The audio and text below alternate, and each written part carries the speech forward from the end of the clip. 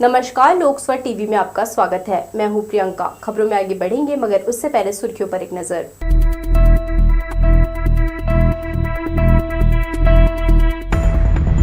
रामलला के दर्शन कराने आस्था special train Ayodhya रवाना, 6 फरवरी को लौटेगी वापस। बिलासपुर पुलिस के निजात अभियान का 1 साल पूरा, अपराधों में आई कमी, अभियान की अतिथियों ने की सराहना। बिल्हा मोड़ में हुई चोरी का पुलिस ने किया पर्दाफाश, 2 आरोपी गिरफ्तार, माल बरामद। और लाल कृष्ण आडवाणी को भारत रत्न सम्मान देने की घोषणा, सिंधी समाज में खुशी की लहर। हमारे न्यूज हेडलाइंस के प्रायोजक हैं Makhija test tube baby centre, Bilaspur. हम आपके परिवार को पूरा करते हैं। Makhija test tube baby centre and प्रसूति गृह। तो ये थी सुर्खियां, अब खबरें विस्तार से। अयोध्या में भगवान श्री रामलला के दर्शन के लिए छत्तीसगढ़ से पहली आस्था स्पेशल ट्रेन दुर्ग रेलवे स्टेशन से रवाना हुई। उसलापुर स्टेशन में भी बिलासपुर संभाग के 300 यात्री अयोध्या के लिए इस ट्रेन में चढ़े। अयोध्या जाने वाले राम भक्तों में जबरदस्त उत्साह देखने को मिला। पूरा स्टेशन परिसर जय जय श्री राम से गूंज उठा। छत्तीसगढ़ की पहली आस्था स्पेशल ट्रेन 11:10 पर दुर्ग से रवाना हुई। इसमें बैठने वाले यात्रियों का विश्व हिंदू परिषद के पदाधिकारियों ने अलग अलग स्टेशनों में स्वागत किया। ट्रेन के भीतर से लगातार जय श्री राम के जयकारे लगते रहे। राम भक्तों की टोली में बच्चों से लेकर बुजुर्ग तक शामिल रहे। इस दौरान बड़ी संख्या में भाजपा के कार्यकर्ता भी स्टेशन पहुंचे। ट्रेन में श्री रामलला के दर्शन करने जाने वाले अधिकांश भक्तों में उनकी संख्या ज्यादा रही जो पहली बार अयोध्या जा रहे हैं। इन भक्तों में विश्व हिंदू परिषद, बजरंग दल और भाजपा के कार्यकर्ताओं की भी संख्या भरमार थी। ऐसे भी कुछ लोग थे जो वहां जाकर कुछ दिनों के लिए अपनी सेवाएं देना चाह रहे हैं। ट्रेन में जा रहे यात्रियों ने बताया कि वे पहली बार अयोध्या जा रहे हैं। पीएम नरेंद्र मोदी के नेतृत्व में भाजपा की सरकार की वजह से प्रभु श्री रामलला को 500 वर्षों के बाद दिव्य भव्य मंदिर में जगह मिली है। आज बड़े हर्ष का विषय है। आज छत्तीसगढ़ से आस्था ट्रेन पहला खेप जो है अयोध्या के लिए रवाना होने जा रहा है, जिसमें आज बिलासपुर विभाग, कोरबा विभाग और सरगुजा आदि क्षेत्र के लोग बिलासपुर स्टेशन से ये ट्रेन लेने के लिए आए हुए हैं। बहुत ही आनंद का विषय है, क्षण है कि हम लोग अयोध्या जा रहे हैं और ये मतलब पहली बार जा रहे हैं श्री रामलला के प्राण प्रतिष्ठा में, और हम सबको बहुत खुशी हो रही है। आज वहाँ जाने के बाद हम लोग राम जी के दर्शन करेंगे। अयोध्या धाम के 16 वर्षों का हमारा जो संघर्ष था, जिसमें हम लगातार जाते रहे, लेकिन ये हमारा सौभाग्य का विषय है कि आज अयोध्या धाम पूर्ण होने के बाद ये पहली ट्रेन में हमारा नाम है और हम अयोध्या के लिए जा रहे हैं। आस्था जो ट्रेन है वह छत्तीसगढ़ की पहली ट्रेन है जो यहाँ रामलला दर्शन के लिए अयोध्या के लिए प्रस्थान कर रही है। लगभग इस ट्रेन में 1344 सीटें हैं, जिसमें हमारे सभी कार्यकर्ता जा रहे हैं। कुछ कार्यकर्ता बसों से भी गए हैं, अपने वाहन से भी गए हैं। इस यात्रा पे हमारे यहाँ से 2000 की संख्या थी जो 1344 ट्रेन से जा रहे हैं। बाकी शेष जो है बस और अपनी निजी वाहन से प्रस्थान कर चुके हैं। केंद्र सरकार भारतीय रेलवे IRCTC के माध्यम से उचित शुल्क में इस यात्रा का आयोजन किया है। तो छत्तीसगढ़ सहित बिलासपुर, मुंगेली, पेंड्रा, कोरबा, जांजगीर चांपा के सनातनी हिंदू विविध संगठनों के कार्यकर्ता, दायित्ववान कार्यकर्ता आज रामलला के दर्शन के लिए जाते समय बहुत अभिभूत हैं, आह्लादित हैं, आनंदित हैं। ये क्षण पूरे विश्व में सनातन हिंदू धर्म की पुनः स्थापना का गौरवशाली क्षण है। हम सबको योजना करके रामलला के दर्शन के लिए अवश्य पहुंचना चाहिए। श्री राम मंदिर दर्शन अभियान के तहत आस्था स्पेशल ट्रेन जा रही है। अभूतपूर्ण उत्साह है लोगों में, भक्ति भाव से डूबे हुए लोग। और मैं तो समस्त देशवासियों से कहता हूं कि अपनी अपनी योजना बना के अयोध्या जी में रामलला के दर्शन करने पहुंचे, अपनी सुविधा के अनुसार पहुंचे। ये अवभाग्य उन लोगों का जो आज पहली ट्रेन से छत्तीसगढ़ से जा रहे हैं, उन सभी को शुभ मंगल कामनाएं मेरे तरफ से। उसलापुर स्टेशन से इस ट्रेन में सवार हुए यात्रियों ने कहा कि सभी के लिए ये गौरव की बात है कि भगवान राम को भव्य मंदिर में विराजे हुए देखने का पहला अवसर मिलेगा। ट्रेन के उसलापुर पहुंचते ही हिंदू संगठन से जुड़े लोगों ने यात्रियों के ऊपर गुलाब की पंखुड़ियां उड़ाकर स्वागत किया। वहीं ट्रेन के रवाना होने पर सभी यात्रियों ने जय श्री राम के नारा लगाकर उत्साह जताया। लोकसभा टीवी के लिए कैमरामैन राजा खान के साथ भूपेंद्र सिंह राठौर की रिपोर्ट। अयोध्या में भगवान श्री राम के बाल स्वरूप की प्रतिमा विराजमान होने से देश भर में खुशी की लहर है। दुर्ग से अयोध्या के लिए पहली स्पेशल ट्रेन रविवार को रवाना हुई। इसके लिए उसलापुर रेलवे स्टेशन में भारी सुरक्षा व्यवस्था के इंतजाम किए गए थे। इस ट्रेन में सवार होने वाले यात्रियों को असुविधा का सामना न करना पड़े, इसके लिए अधिकारी भी तैनात रहे। दुर्ग से पहली ट्रेन अयोध्या में रामलला के दर्शन के लिए 1344 यात्रियों को लेकर रवाना हुई। भगवान राम के दर्शन के लिए सरकार की ओर से स्पेशल ट्रेन चलाई जा रही है। इस ट्रेन के उसलापुर रेलवे स्टेशन पहुंचने के पहले ही सुरक्षा बल के जवानों ने स्टेशन को छावनी के रूप में तब्दील कर दिया। उसलापुर से जितने भी यात्री इस ट्रेन में सवार हुए उनके लिए सुरक्षा व्यवस्था, मेडिकल सुविधा, टिकट, पेयजल, भोजन की भी व्यवस्था की गई थी। वाणिज्य विभाग के अधिकारियों की तैनाती स्टेशन परिसर में की गई थी। प्लेटफॉर्म में टीटी स्टाफ की ड्यूटी अलग अलग कोच के सामने लगाई गई ताकि यात्रियों को अपनी सीट पर जाने में कोई दिक्कत न हो सके। ट्रेन आने के पहले ही बिलासपुर रेल मंडल के सीनियर डीसीएम विकास कश्यप ने यहां मोर्चा संभाल रखा था ताकि इस ट्रेन में किसी भी यात्री को असुविधा का सामना न करना पड़े। प्लेटफॉर्म 1 के चारों ओर आरपीएफ के जवान और वाणिज्य का स्टाफ नजर आया। आईआरसीटीसी के कर्मचारी भी यात्रियों की सेवा सत्कार में लगे रहे। इस ट्रेन में 20 कोच हैं। इनमें 18 स्लीपर और 2 एसएलआर कोच हैं जो सुरक्षा की दृष्टि से लगाए गए हैं। इसके अलावा प्रत्येक कोच में आईआरसीटीसी के द्वारा क्लीनर और सुपरविजन के लिए भी व्यवस्था की गई है। रेलवे स्टेशन में यात्रियों के लिए फल पानी की व्यवस्था की गई। भले ही कुछ देर के लिए विश्व हिंदू परिषद और भाजपा के लोगों को स्टेशन में प्रवेश करने से रोकने पर विवाद की स्थिति निर्मित हुई, मगर अधिकारियों के आने के बाद मामला सुलझ गया। लोकसभा टीवी के लिए कैमरामैन राजा खान के साथ भूपेंद्र सिंह राठौर की रिपोर्ट। दक्षिण पूर्व रेलवे के चक्रधरपुर रेल मंडल में तीसरी लाइन कार्य के लिए ट्रैफिक कम पावर ब्लॉक का काम 7 फरवरी को किया जाएगा। इस कार्य के चलते रेलवे ने 6 घंटे का मेगा ब्लॉक लिया है। इस रूट से रवाना होने वाली कुछ ट्रेनों को रद्द किया गया है। मुख्य रूप से Mumbai Howrah Duronto, Kurla Kamakhya, Rajendra Nagar Durg south Bihar express, Yoganagari Puri Utkal express को अपने निर्धारित समय से 3 से 3.5 घंटे विलंब से चलाने का रेलवे ने फैसला लिया है। Tata Itwari up down express को रेलवे ने 7 फरवरी को रद्द किया है। समाज से नशे की बुराई को दूर करने के लिए बिलासपुर पुलिस ने एक अभिनव पहल की है। बिलासपुर में पदस्थ होने के बाद एसपी संतोष कुमार के निर्देश पर विभिन्न थाना क्षेत्रों में आने वाले तमाम गांव और शहरी वार्डों में निजात अभियान के जरिए लोगों को नशे से दूर रहने के लिए जागरूक किया गया। विभिन्न संघ संगठनों, स्कूलों, महाविद्यालयों, महिला संगठन, विभागीय प्रयासों से चलाए गए अभियान की वजह से ही जिले में अपराध का आंकड़ा कमजोर हुआ है। विभिन्न कार्यक्रम और प्रयास करते इस अभियान को 1 साल पूरे हो गए। इस उपलक्ष्य में पुलिस विभाग द्वारा कोनी स्थित कृषि महाविद्यालय के ऑडिटोरियम में कार्यक्रम आयोजित किया गया, जिसमें डिप्टी सीएम अरुण साव, बेलतरा विधायक सुशांत शुक्ला सहित अटल बिहारी वाजपेयी विश्वविद्यालय के कुलपति एडीएन वाजपेयी मौजूद रहे। कार्यक्रम को संबोधित करते हुए श्री साव ने कहा कि इस अभियान को जन आंदोलन बनाने की जरूरत है ताकि आने वाली पीढ़ी नशे से दूर रह सके। नशा लोगों के घर परिवार को बर्बाद कर देता है। बेलतरा विधायक सुशांत शुक्ला ने भी पुलिस विभाग के निजात अभियान की जमकर प्रशंसा की। उन्होंने कहा इसे अनवरत चलाए जाने की जरूरत है। उन्होंने कोनी थाने में निजात कक्ष बनाने 5 लाख रुपए दिए जाने की घोषणा की। इस दौरान पुलिस कप्तान संतोष कुमार सिंह निजात अभियान पर प्रकाश डालते हुए कहा कि पिछले 1 साल से हर तरह के प्रयास किए गए ताकि लोग नशे से दूर रहें। इसका फायदा भी उन्हें देखने को मिला है कि अपराध के आंकड़ों में कमी आई। इस मौके पर निजात अभियान को सहयोग करने वाले विभिन्न संघ और संगठन के लोगों का सम्मान भी किया गया। बिलासपुर पुलिस के निजात अभियान को आज 1 वर्ष हो गए हैं, जो नशा मुक्ति को लेकर के नशे के विरुद्ध हम लड़ाई लड़ रहे हैं। तो जिसमें आज एक कार्यक्रम रखा गया था जिसमें उप मुख्यमंत्री महोदय के मुख्य आतिथ्य में और यहाँ के विधायक महोदय के आतिथ्य में ये कार्यक्रम जो है आयोजित किया गया था, जिसमें जो आसपास के कॉलेज के स्टूडेंट और जो सभी स्वयंसेवी संस्थाएँ हैं जो अलग अलग रूपों में लगातार इस 1 वर्ष में हमारा सहयोग करती रही हैं, उन सभी के सहयोग से आज ये कार्यक्रम किया गया। सभी को सम्मानित भी किया गया जिन्होंने हमारा सहयोग किया है।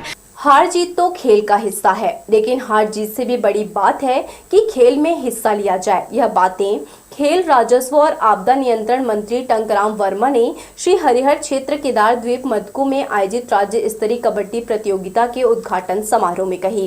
कबड्डी टीम के खिलाड़ियों को प्रोत्साहित करते हुए कहा कि अच्छी किताबें पढ़ो, अच्छे लोगों की संगति करो और मन में सकारात्मक भाव रखो तो निश्चित ही सफलता मिलती है।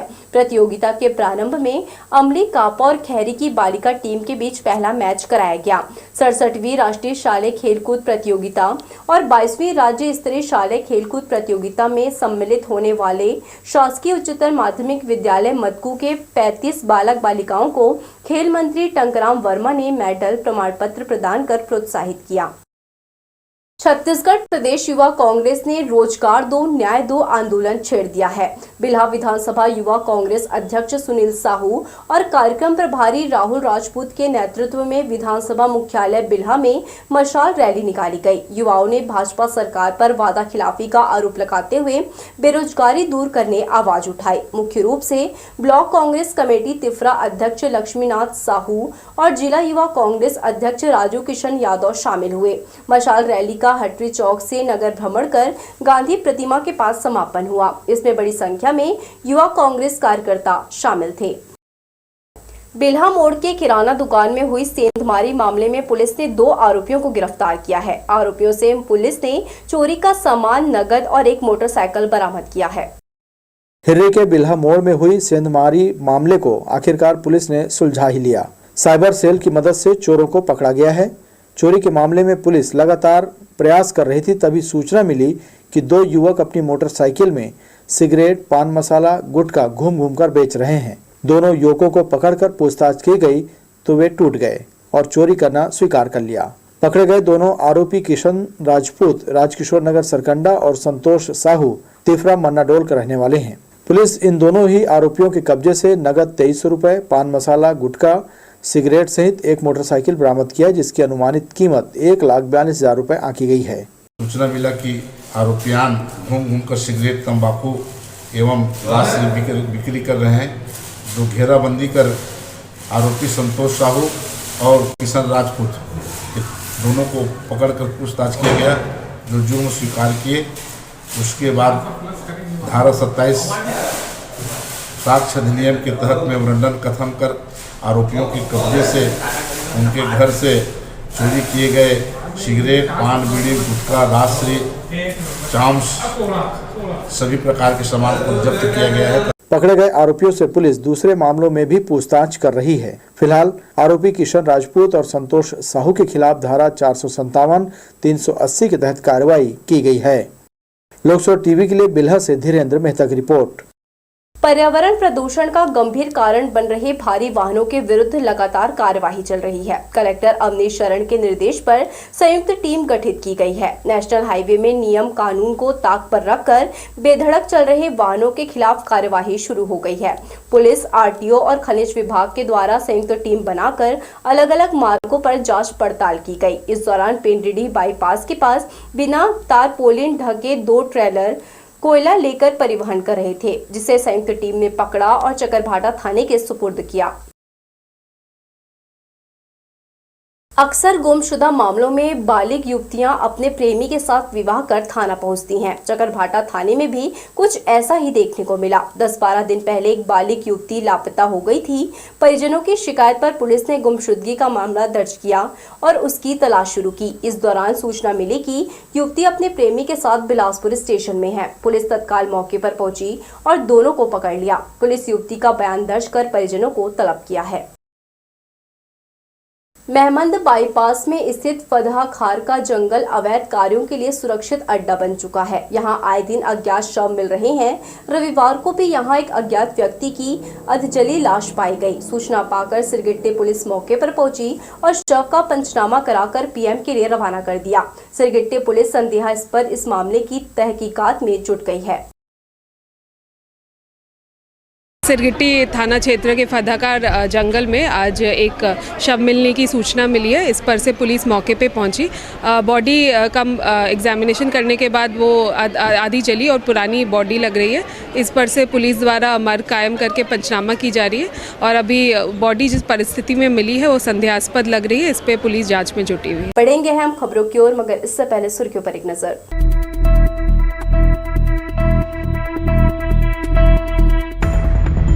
रामलला के दर्शन कराने आस्था स्पेशल ट्रेन अयोध्या रवाना, 6 फरवरी को लौटेगी वापस।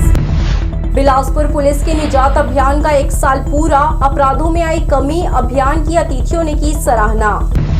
बिल्हा मोड़ में हुई चोरी का पुलिस ने किया पर्दाफाश, 2 आरोपी गिरफ्तार, माल बरामद। और लाल कृष्ण आडवाणी को भारत रत्न सम्मान देने की घोषणा, सिंधी समाज में खुशी की लहर। हमारे न्यूज हेडलाइंस के प्रायोजक हैं Makhija test tube baby centre Bilaspur. हम आपके परिवार को पूरा करते हैं Makhija test tube baby centre and प्रसूति गृह। भारत के पूर्व उप प्रधानमंत्री और भारतीय जनता पार्टी के वरिष्ठ नेता लाल कृष्ण आडवाणी को भारत रत्न से सम्मानित करने की घोषणा से सिंधी समाज उत्साहित है। उनका कहना है, आडवाणी के संघर्ष, पार्टी के प्रति निष्ठा और कड़ी मेहनत का यह सर्वोच्च सम्मान है। प्रधानमंत्री नरेंद्र मोदी ने शनिवार को बीजेपी के वरिष्ठ नेता और राम मंदिर आंदोलन के अगुवा रहे लाल कृष्ण आडवाणी को देश के सर्वोच्च नागरिक सम्मान भारत रत्न से सम्मानित करने का ऐलान किया है। इस खबर से समूचे सिंधी समाज में हर्ष की लहर है। पूज्य सिंधी सेंट्रल पंचायत के संरक्षक प्रकाश ग्वालानी कहते हैं, इससे देशवासियों में खुशी है। लाल कृष्ण आडवाणी सनातन राष्ट्र के नेता रहे हैं। भारत रत्न मिलना उनके हिंदुत्व और देश सेवा का प्रतिफल है। पूरा देश हर्षित है। आडवाणी जी अकेले सिंधियों के नहीं थे, पूरे देश के थे। उन्होंने अपना पूरा जीवन जो है राष्ट्र को समर्पित किया है, मैं ऐसा मानता हूँ। राम जन्मभूमि में भी उनका बड़ा योगदान रहा। निश्चित रूप से योगदान था। हमारी भारतीय जनता पार्टी 2 सीटों पे थी और वो जो राम था वो सबके दिलों में था। उन्होंने केवल याद दिलाया और उन्होंने कुछ नहीं किया और 68 सीट पे ले गया।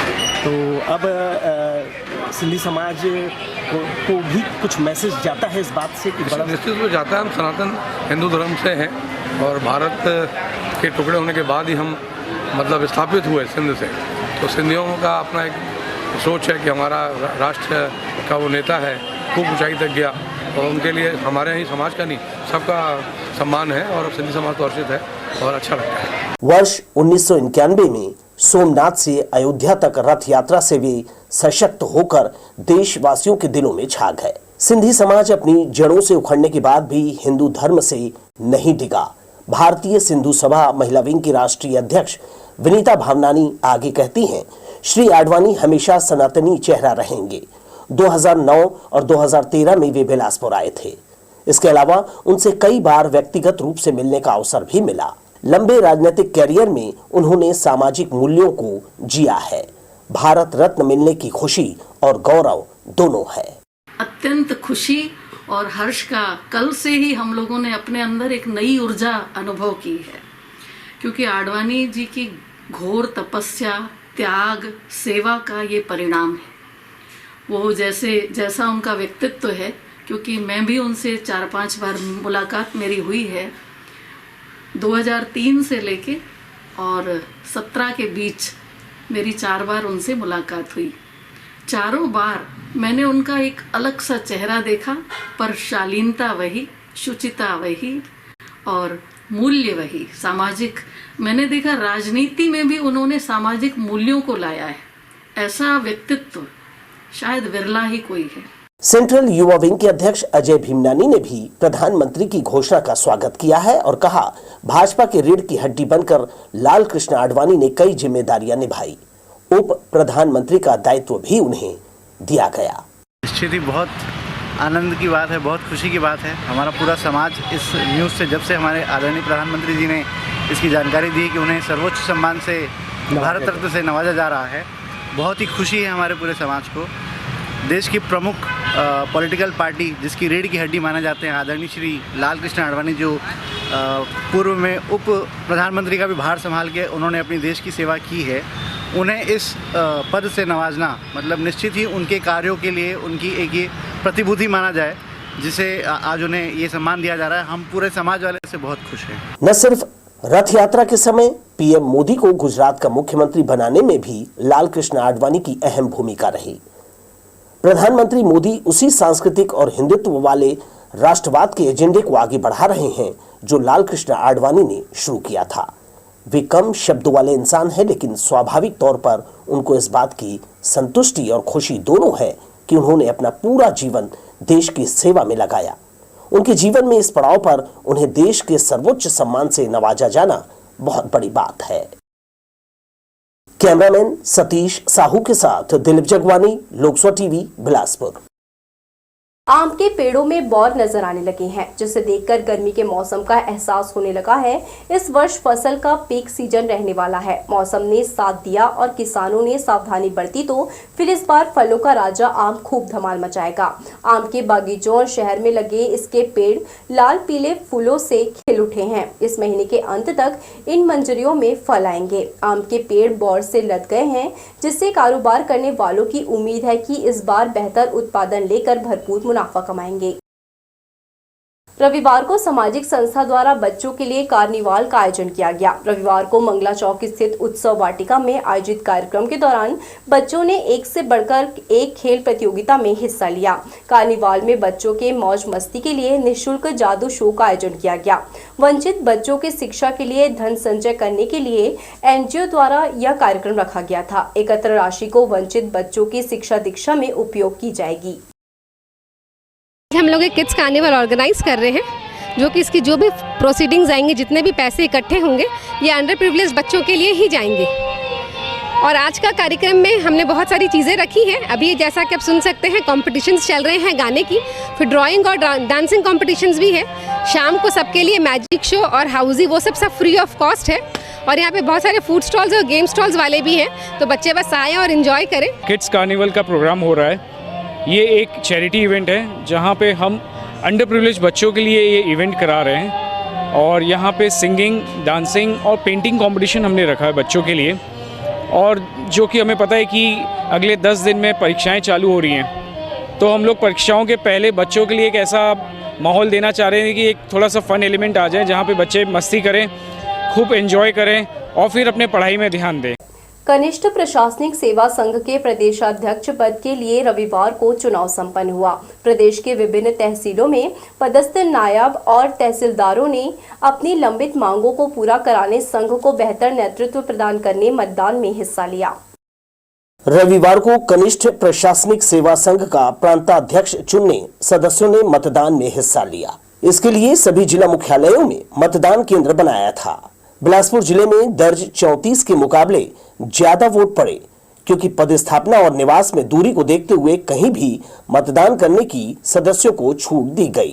3 वर्ष के लिए चुने गए प्रदेश अध्यक्ष से तहसीलों में पदस्थ नायब तहसीलदार और तहसीलदार सदस्यों को लंबित मांगों के पूरा कराने उम्मीद है। बिलासपुर जिले में पदस्थ 34 नायब तहसीलदार तहसीलदारों लोग वोटिंग डालेंगे और अन्य जिले के भी वोटर आकर यहाँ वोटिंग कर सकते हैं।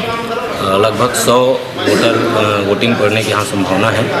अभी तक यहाँ 32 वोटिंग डाले जा चुके हैं। जो भी प्रांताध्यक्ष 2 लोग हमारे राज्य में कनिष्ठ प्रशासनिक सेवा संघ से वो हैं, प्रत्याशी हैं, और जो भी चुने जाएंगे लोकतांत्रिक व्यवस्था के तहत, वो संघ के उत्थान के लिए संघ की विभिन्न मांगे हैं और संघ के क्रियाकलाप को आगे बढ़ाने के लिए कार्य करेंगे। कनिष्ठ प्रशासनिक सेवा संघ से जुड़े सदस्यों ने उत्साह के साथ मतदान किया। इस पद के लिए 2 उम्मीदवार चुनाव मैदान में हैं। बिलासपुर में नियुक्त चुनाव अधिकारी धीरेन्द्र पांडे और मोहन देव यादव समेत सभी तय अधिकारियों ने रविवार को पूरे प्रदेश में एक ही समय मतदान संपन्न कराया। कनिष्ठ प्रशासनिक सेवा संघ की प्रमुख मांगों में डिप्टी कलेक्टर के पद पर भर्ती के लिए 50% का आरक्षण देने मांग प्रमुख है। कैमरामैन सतीश साहू के साथ Dilip Jagwani, Lok Sabha TV, Bilaspur. Lions club एक सेवा भावी संस्था है जो सभी क्षेत्रों में जरूरतमंदों तक पहुंचकर उनकी मदद करती है। रविवार को क्लब के तमाम पदाधिकारियों ने प्रेस क्लब पहुंचकर पत्रकारों के लिए वाटर प्यूरिफायर प्रदान किया। इसके बाद पत्रकारों से उन्होंने चर्चा की। बताया गया कि उनका इंटरनेशनल लायंस संगठन सदियों से लोगों की मदद करते आया है। देश प्रदेश जिले में फैला उनका लायंस क्लब परिवार मुसीबत से जूझ रहे लोगों की विभिन्न तरीकों से सेवा करता है। प्रेस क्लब में आने से पहले भी उन्होंने मानसिक रोगों के अस्पताल जाकर मानवता की सेवा की है। इसके साथ ही अलग अलग संस्थान, स्कूलों में भी उन्होंने आवश्यक मदद पहुंचाई है।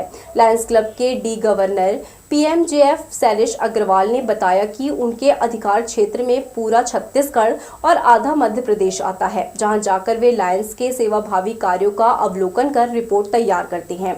भविष्य में स्वास्थ्य से जुड़ी बड़ी योजना पर उन्होंने काम करने की जैसे मैंने आपको बताया कि हमारे जो ग्लोबल कॉज हैं उस पर हम काम करते हैं, लेकिन लोकल जो ज़रूरतें हैं उन्हें भी हम पूरा करने की कोशिश करते हैं। अभी इससे पहले हम हाफवे स्कूल है जो कोनी में, जहाँ मंदबुद्धि वाले लोग रखा जाता है जिन्हें, वहाँ पे हमने काफ़ी सारी सामग्री दी, जैसे चादर, पिलो कवर, उनके लिए कपड़े, चप्पल, कुछ अनाज भी दिया उन्हें हमने।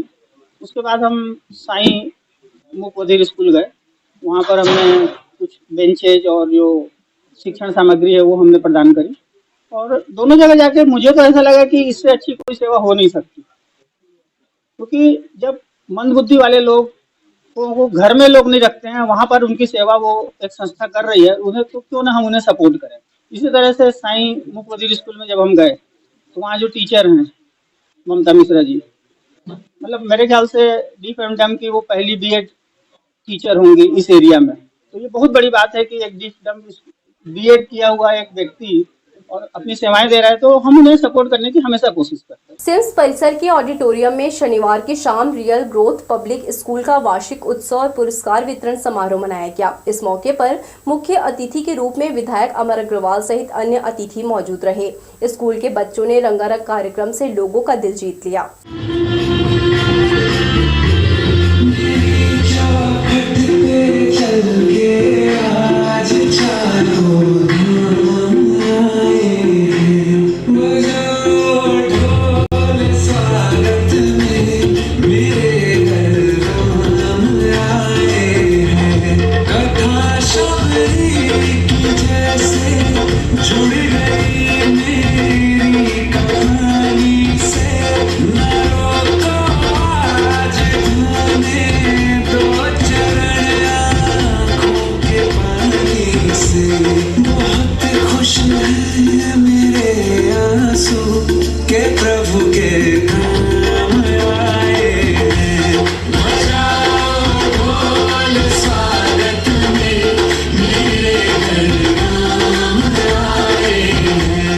साल भर पढ़ाई के साथ परीक्षा से पहले स्कूलों में वार्षिकोत्सव मनाया जाता है।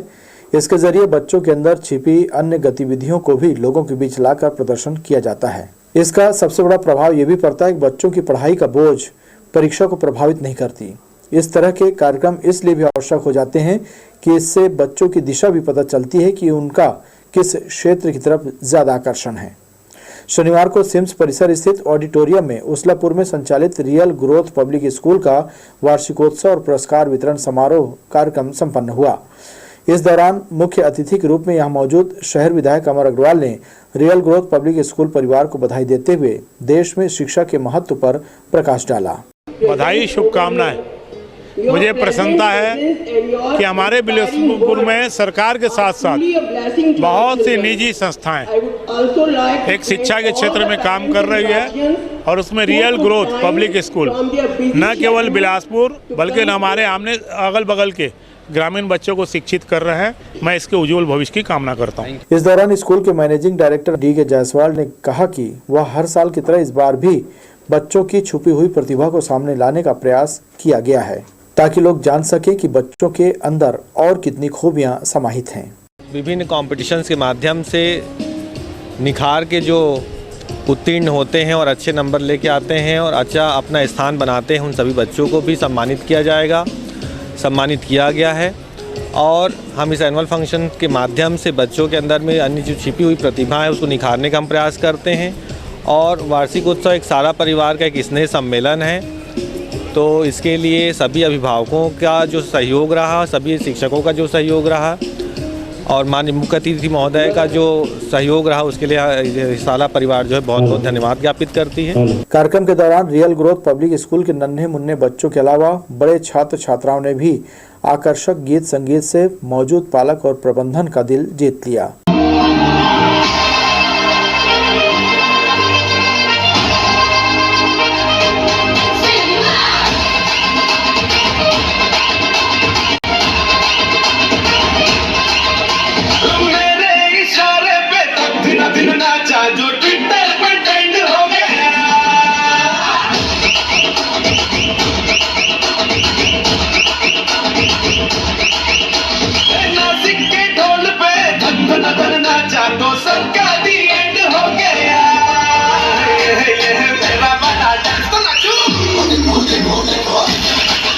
इस दौरान कार्यक्रम में group chairman D K. Jaiswal, director Tanishk Jaiswal, Diljeet Kaur Chhabra, महापौर रामशरण यादव, सीआरपीएफ भरनी के कमांडेंट रामविलास गुप्ता, स्कूल के प्रिंसिपल सहित तमाम पालक और स्कूल प्रबंधन ऑडिटोरियम में मौजूद रहा।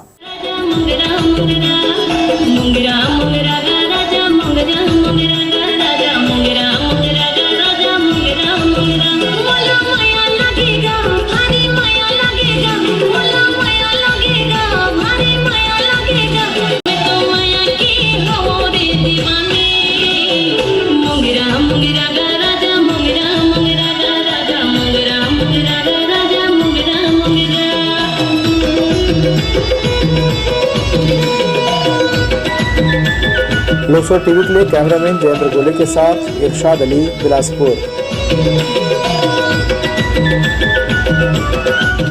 तो ये थी हमारी लोकसभा टीवी की तमाम खबरें। अगले बुलेटिन में आपसे फिर होगी मुलाकात। तब तक के लिए पूरी टीम के साथ प्रियंका को दीजिए इजाजत। नमस्कार।